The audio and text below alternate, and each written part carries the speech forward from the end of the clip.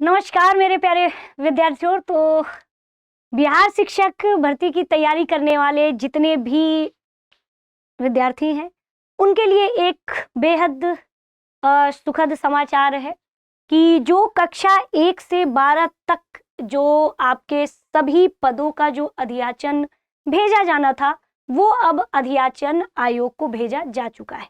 यानी कक्षा 1 से 12 तक जितने भी सीटें हैं उसका अधियाचन बीपीएससी को यानी बिहार लोक सेवा आयोग को भेजा जा चुका है। यानी कि अब बहुत समय नहीं है, मुश्किल से मान के चलिए कि आज जो तारीख है आज 11 तारीख है और 11 तारीख में लगभग सिर्फ 15 दिनों के अंदर ये पूरी उम्मीद है कि लगभग 15 दिनों के अंदर यानी कि फरवरी के अंतिम सप्ताह तक आपका नोटिफिकेशन जारी होने की पूरी संभावना है, क्योंकि अब अधियाचन लगभग 45,000 पर भेजा गया है। यानी कि अब दिन वो शेष नहीं है। अब यदि देखा जाए तो अधियाचन अब कक्षा 1 से लेकर के 12 यानी कि आपका प्राथमिक, उच्च प्राथमिक और आपका 9, 10th एंड 11, 12th यानी सभी पदों पर जितने आपके पद रिक्त थे उस पर अधियाचन आयोग को भेजा जा चुका है। अब बात करें हम लोग परीक्षा की कि यदि नोटिफिकेशन फरवरी लास्ट तक जारी हो जाता है तो परीक्षा कब होने की संभावना है। तो मेरे प्यारे विद्यार्थियों, परीक्षा होने की पूरी संभावना आपके मई में है ना, मई के प्रथम सप्ताह तक आपकी परीक्षा होने की पूरी संभावना है। तो यानी कि अब वो दिन शेष नहीं है। अब आपको करना क्या है, यदि अगर मान के चलिए फरवरी लास्ट तक है तो अभी तो आप फॉर्म वॉर्म भरोगे, यानी कि अप्रैल मान के चलो मार्च अप्रैल है ना, तो एक सप्ताह तो मार्च में आप होली में ही व्यस्त रहोगे, स्टार्टिंग के पूरे एक सप्ताह। अब होली के बाद आपको क्या रणनीति अपनानी है, इतने कम दिनों में तैयारी कैसे करनी है, तो उसके लिए बस आप इतना कर लीजिए बच्चों कि जितने भी बच्चों का विषय है ना, जितने भी चाहे वो प्राथमिक वाले हों या उच्च प्राथमिक वाले हों, एक बार गहनता से अभी से अपनी एनसीईआरटी पढ़ना शुरू कर दीजिए, यकीन मानिए अभी आयोग ने आपका एक पेपर लिया था प्राथमिक का, है ना, प्राथमिक का भी विशेष शिक्षक भर्ती का, और आपका उच्च प्राथमिक का एक पेपर लिया था। उसमें प्राथमिक वाले में यानी कि कक्षा पीआरटी वालों के लिए मैं बता दूं कि पीआरटी वालों के लिए उन्होंने एनसीईआरटी से बाहर कुछ पूछा ही नहीं है।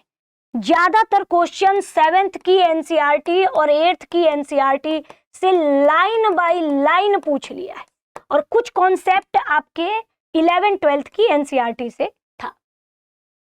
तो मेरा मानना है, और इस पर मैं एक वीडियो लेकर के आऊंगी कि आपको किस क्लास की कौन सी एनसीईआरटी और कौन सा चैप्टर पढ़ना है, और ये वीडियो आपके लिए तैयारी के लिए बहुत रामबाण है।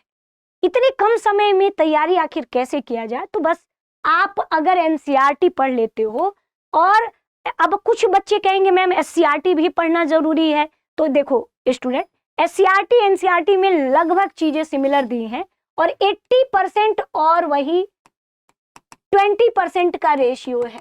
तो यदि अगर आप डेप्थ में एनसीईआरटी ही पढ़ लें तो यदि आपका 80% से ऊपर नंबर आ जाता है तो आपको कोई, है ना, छांट ही नहीं सकता। तो तैयारी कम दिन मिलेगा आपको बच्चों, मुश्किल से 1.5-2 महीने ही मिलेंगे। तो अब इस 1.5-2 महीने में क्या ही हमें पढ़ना है, बस हमें एक तरीके से क्लास 6 से लेकर के 12 तक की एनसीईआरटी को अभी से नोट्स बनाते चलिए, पढ़ते चलिए। एक एक लाइन एनसीईआरटी की बहुत इंपॉर्टेंट है। यदि आप अन्य विषयों की या ज्योग्राफी का आप देख रहे हैं तो आप सुबह मेरी 9 बजे वाली क्लास किया करिए, ज्योग्राफी की, है ना, ज्योग्राफी की सुबह 9 बजे वाली क्लास किया करिए। और बाकी 3 बजे से भी मैंने अभी पॉलिटी, हिस्ट्री, ये सब 3 बजे मैंने आपके पीआरटी वाले बच्चों के लिए भी मैंने 3 बजे पर्यावरण शुरू किया है, आप उसमें भी आ सकते हैं। तो अपनी अगर आप नहीं कर पाते हो तो क्लास देखिए, दृष्टि टीचिंग एग्जाम, है ना, यूट्यूब चैनल पे। और बाकी तो यहाँ पे अगर डेप्थ में कोई कोर्स पढ़ना है तो आप दृष्टि लर्निंग ऐप पर जा सकते हो बच्चों। और दृष्टि लर्निंग ऐप के बाद ये टीचिंग एग्जाम का सेगमेंट है, इसमें बिहार टीचिंग से संबंधित आपके सारे कोर्स यहाँ पर दिए गए हैं, चाहे वो बिहार एस्टेट हो, चाहे वो बीपीएससी टीआरई हो, आप इस पर आ सकते हैं। और बाकी तो आप यूट्यूब पर जो है डेली सुबह 9 बजे क्लास होती है, जो कि आप इसमें जुड़ सकते हो। तो चलते हैं स्टूडेंट, अब तो उस दिन का इंतजार रहेगा कि भाई नोटिफिकेशन में क्या बदलाव है, क्या है। तो अब हम लोग नेक्स्ट वीडियो में उसमें मिलेंगे। तब तक के लिए आप सभी विद्यार्थियों का शुक्रिया।